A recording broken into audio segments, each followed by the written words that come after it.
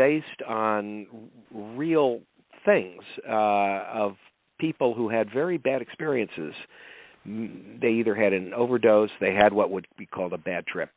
They didn't have good guidance.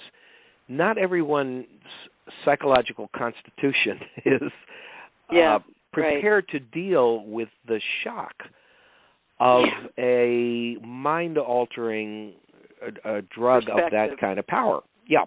And right. Now you have someone like Steve Jobs who basically said, thank goodness for LSD. It opened my mind. Much of what I was able to accomplish was a result of the fact I'd gone through that experience. Yeah, a lot that was of people, a shocker to hear. Yeah, well, but a lot of people that had LSD absolutely felt that, and right, exactly. I'm an artist. I'm a writer. I'm a film producer. I'm a director. I came out of this what became a dark period at the Bureau of Research. I came out of it to go on to be accepted at the American Film Institute, the Center for Advanced Film Studies. I have had a very lengthy career in film and television. I've been successful. People know the films I've done. They know going back to the Transformers cartoons, where I was production coordinator for Marvel, 79 episodes. They all have my name. Right. So it didn't damage me in any long-term sense, although I did go through a period before I resigned at the Institute. See, both John Selby and I resigned at different times and for different reasons, but it got to be too much, and we were really being manipulated in ways that were damaging. And we document that in the book, that you describe the love story aspect of the book, and that's John Selby's story, but how his participation in this program really interfered with his with his love relationship and all his other relationships. So I think it makes the book, maybe you'll agree with me, really interesting that you have two points of view. You have two people's stories. That's what I liked, and how you told it. I mean, it's two stories in one. It's like they intersect completely. Right. Stories it's intersect. like, you're reading a love story, but hidden in between the lines is really, the messages of what's really going on behind the scenes. Now, when you have also, you were talking about being a filmmaker, you also created, we were talking about Timothy Leary, who was infamous for his slogan, turn on, tune in, and drop out. And that really was indicative of a whole generation who were really tapped into experiencing acid and what the mind expansion and the consciousness would absorb or gain from that. But you did a movie that was supported by Timothy Leary. It's called Timothy Leary's Dead. It's a biographical film. Tell us a little bit about that experience. That had to be a trip in itself. It was. Now, my experiences at the Institute were in 1967 and 1968. So flash forward from that into the 1990s, I had already produced Roswell. That came to the attention of Timothy Leary's publisher at that time, Ronin Press. And Sebastian Orfali was president then of that company, and he said, he got in touch with me after we met at a book convention, and he said, Timothy is dying.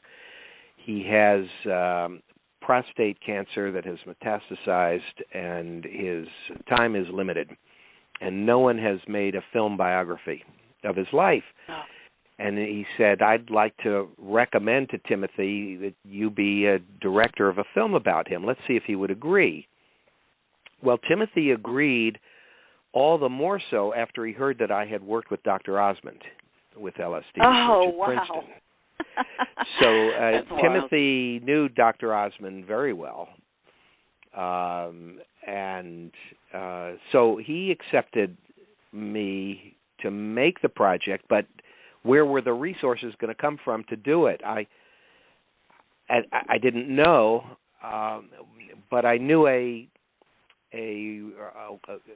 entrepreneur who was rather well off, who had a talk show, who had interviewed me about Roswell.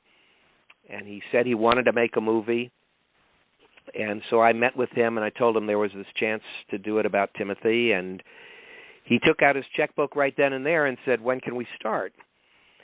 So we had about, I guess, maybe 6 or 7 lengthy interview sessions with Timothy. We also interviewed Baba Ramdas, who was Richard Alpert, who was his number 2 man when he researched psilocybin at Princeton.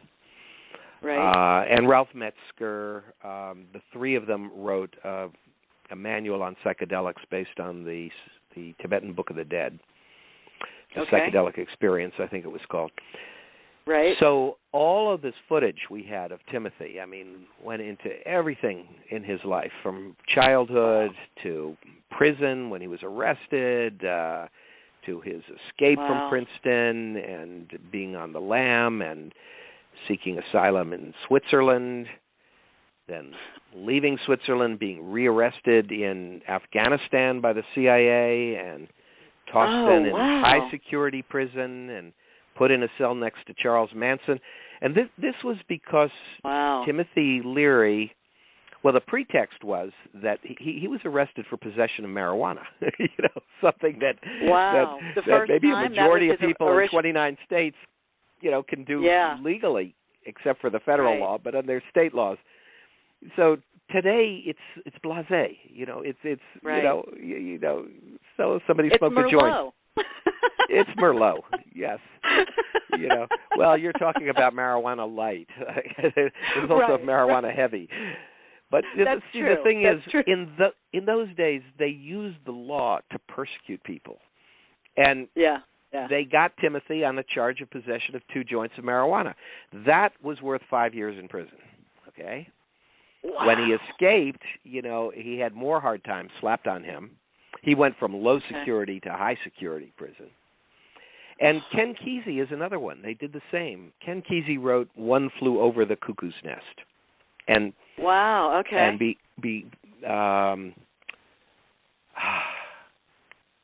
what was the other one? And they arrested him too? Sometimes a Great Notion was another of his books.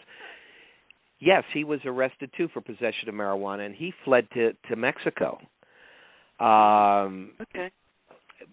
But he was the one who was proselytizing LSD when it was legal. It was legal until 1966.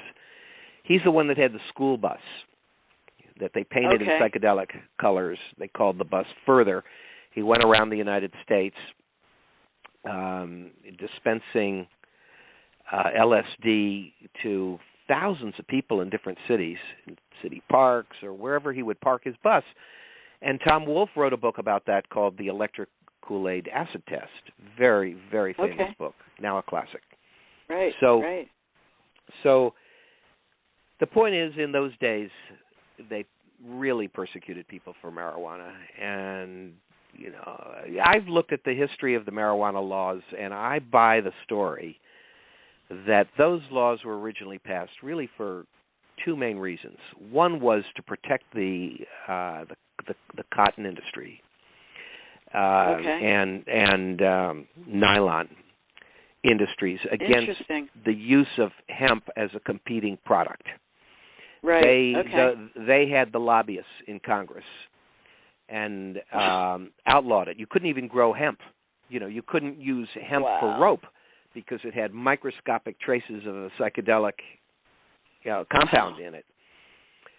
And now, of course, politicians on both sides of the political aisle are trying to get all those laws changed. To growing hemp should be legal. It's still classified in number 1, Section 1, right up there with insane. Absolutely worse than insane. It's worse than the Tea Party in Alice in Wonderland. It's that nuts. But you have John Boehner, who was Speaker of the House, saying, let's change that law now. And he's now on the board of directors, I think it is, of one of the marijuana corporations. But we have Sessions at the helm. You put him aside for a moment. We'll talk about him in a minute. Let's talk about McConnell, Senator McConnell. I think he's Kentucky, right? And maybe tobacco growing isn't as lucrative there as it used to be, and he wants to grow, promote growing hemp there. So That's a right. lot of That's right. politicians, Republicans and Democrats, are coming aboard on the legalization process here, because the fact is, the scare stories that were put out about marijuana as a gateway drug leading people to Right. become heroin addicts have been shown to be just that, scare stories with no substance. Yeah. No substance. It's unbelievable what we've been fed. It really is what has, the fear that's been pumped down our throats. I mean, it's just Pack of lies upon lies upon lies. And they stopped the research on LSD and the other psychedelics for 50 years.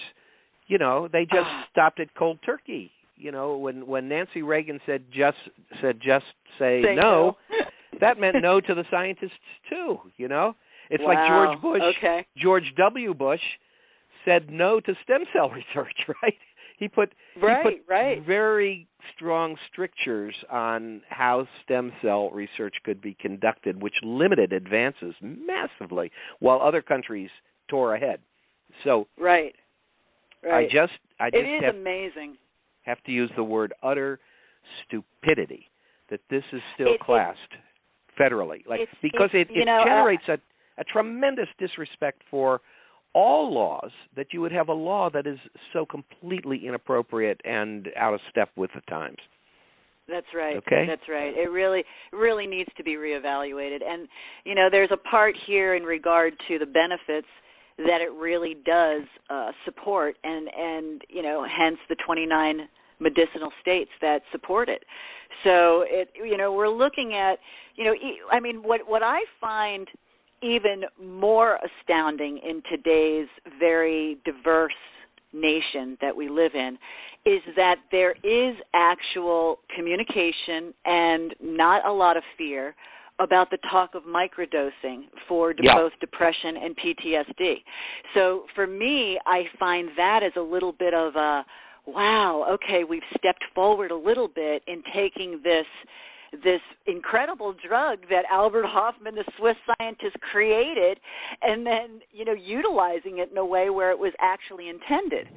So, a little baby steps, Paul, baby steps. Yeah, it's taken 50 years to move one pawn on the chessboard of this whole subject. And that's sort of par for the course for human society in most fields. I know. But the thing about going back to the book, Blowing America's Mind, it's at Amazon, by the way, and you can get it either as paperback or as a Kindle, or you can get it in other ebook formats too, Barnes & Noble online or wherever. It's easy to find. Blowing America's Mind. But, Blowing America's Mind. It tells our story of what it was like to be part of that program while we were Princeton students. Thus, there's the college love story as a part of it. It's true. We've told the story as it happened to us. We've used real names of the doctors. We've included what we later learned about MKUltra and the CIA's involvement in the program. And we waited, a good 40 years to release it for the reasons I discussed. One, we wanted to wait till the coast was clear. We think the coast is clear now. We don't think that this does any harm to our careers at this point. But it might have. It might have back in the days when I was working on the Transformers and I wrote 6 of the Star Wars books for George Lucas with my wife. Putting out a book then about my involvement with the LSD program might not have been helpful with that part of my career. Right. But it's being talked about. Like we were saying, Netflix is, doing these shows. When this came out and this was exposed, how did our government investigate it? What did they do? Were they thorough? Good question. Good question. So you need a little background. Richard Helms was the head of the CIA back when this was happening. And, he put in motion a program that had dimensions to it that would remind one of the Nazi era. The 149 projects at 86 American institutions being secretly funded with no one knowing of the CIA's connection to any of it at prisons, at hospitals, at colleges, universities, at private research facilities, even on unsuspecting civilians in